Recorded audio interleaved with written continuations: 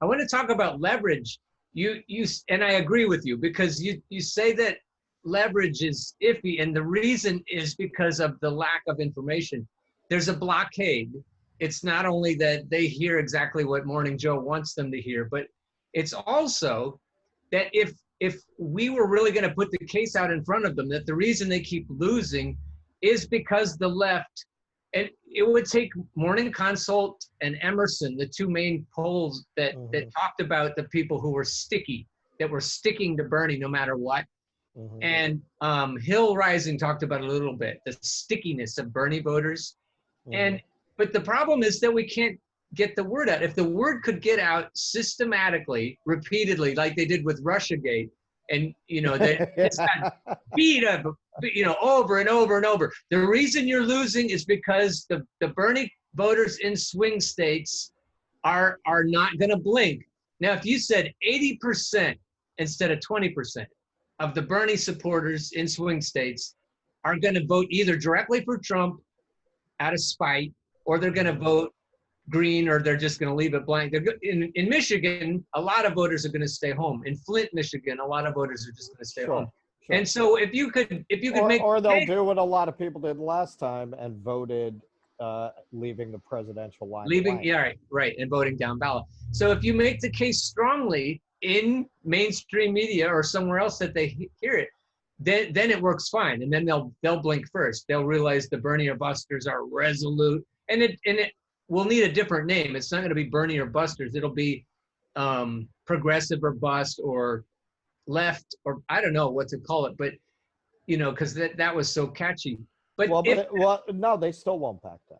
But that block, if it's stuck together, if 80% of the left, they're not going to care.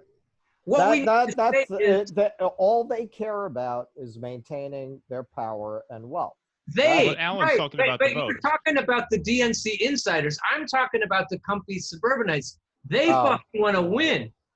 They want to win so bad that Michael Moore, who's kind of a comfy Dem, says, you're going to lose to Trump, and we absolutely can't stand that. We were going to suck it up.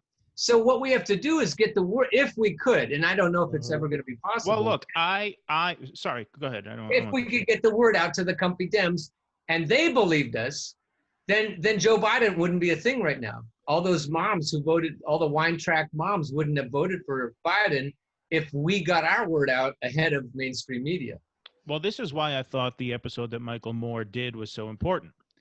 Because he is the kind of guy who can get that word out, right? Because, he's further left than the mainstream comfy Dems, but he also goes on MSNBC quite a bit, right? He's kind of got 1 foot in, 1 foot out of that world.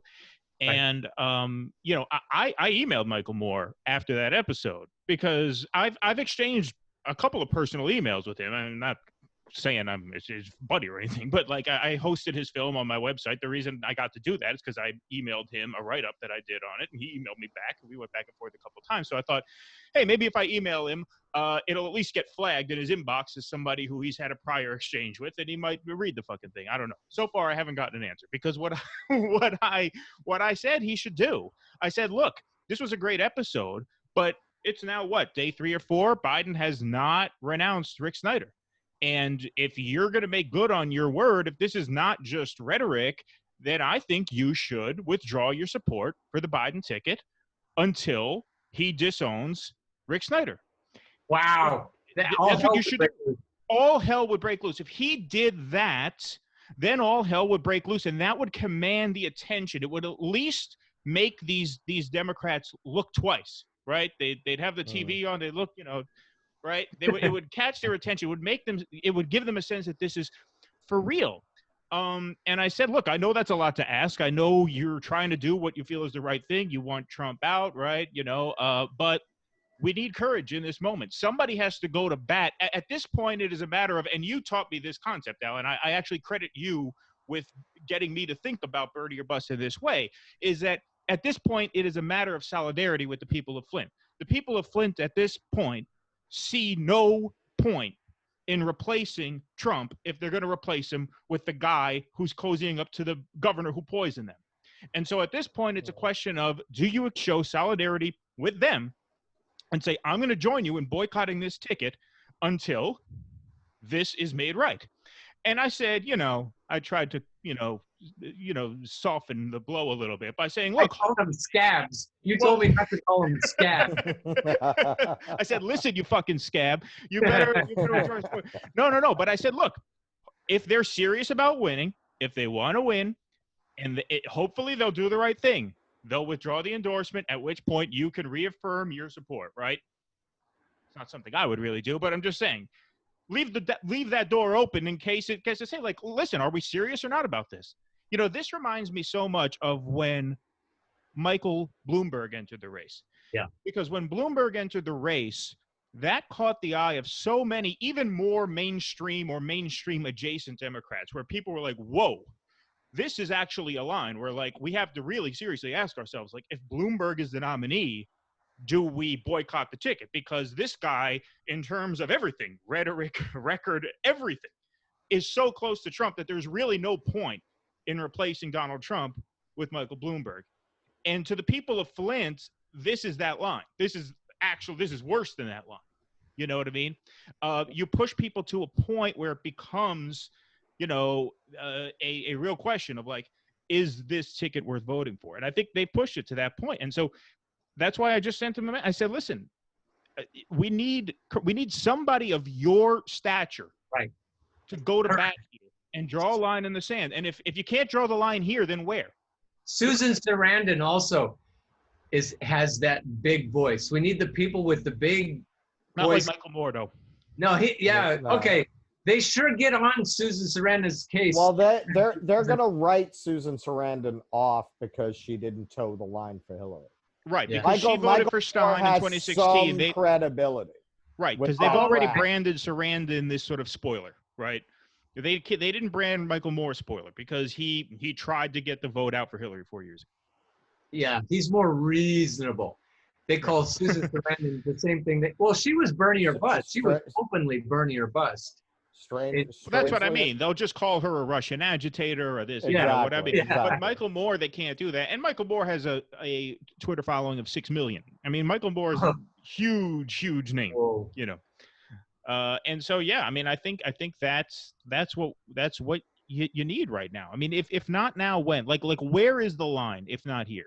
Like this really is, because what they did here with embracing Rick Snyder is they forfeited any plausible deniability they may have about, like, whether they actually want to represent communities like Flint. Because it's always been this meme out there, the joke that, the Democrats, they come and they ask the black people for their votes every 4 years, and then they just, forget about them, and then 4 years later they come ask for their votes again. Well, when you do a move like this, you're not even asking for their votes anymore, right? So you're not even pretending that you're interested in representing them anymore. You're literally saying, hey, there's this group of affluent suburbanites who are really upset about Donald Trump's tweets. We're going to go for them. Yeah. Fuck you and your poison water. We're going to go for these people. And if you don't want to vote, fine. That's the message they're sending. And at some point, I think you do have to draw a line and say, look, this is now a matter of, are we expressing solidarity with the affluent suburbanites or the people of Flint? I don't know what he would think he was accomplishing. That's the problem because with Bernie or bust, we thought we would push the people in time to get Bernie. If Michael thought there was some way to get Bernie back, then he probably would take a stand. But we all know there's not any chance to get Bernie back. So what is he going to do? He might get discouraged and say, whatever, I'm not voting either. But I can't see him getting out and leading a charge if there's no reward. Well, if the Democrats really want to win, and I'm not just talking about the party leadership now, I'm talking about the voters. Right. If the voters who watch MSNBC really want to win, they're really desperate to win, and they see Michael Moore come on TV and say, I am withdrawing my support from the ticket until they renounce Rick Snyder. If anything could sort of just whack them into reality, that would be the thing. Because now they're saying, oh my God, Michael Moore is not voting for, but he's still, yes, a lot of the real diehard like K-Hive blue MAGA people have a hard on for him, but he's still very well respected among a lot of mainstream Democrats. And if a guy like that defected, that might, it's no guarantee. I put it at a long shot even then. That's how far gone a lot of these people are. 20% chance, though, I'd say a lot, a lot of them say, wait a minute, this is bad. If somebody like Michael Moore is dropping out, this is bad. Then they might pressure the Biden campaign to do it.